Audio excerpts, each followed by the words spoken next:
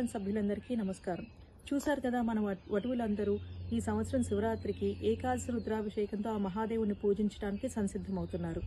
మన అగ్రహార సభ్యులందరము కలిసి ఆ మహాదేవుణ్ణి శ్రీ షిరిడి సాయి మందిర్ ఆఫ్ ఎన్సీలో పూజించుకుందాము. 25వ తారీఖు మంగళవారం సాయంత్రం 6 నుండి మహన్యాసపూర్వకంగా ఏకాదశి రుద్రాభిషేకము, ఆ తర్వాత 11కి భజనలు, మళ్ళీ లింగోద్భవ కాలంలో రుద్రాభిషేకము, ఇట్లా ఎన్నో కార్యక్రమాలున్నాయి.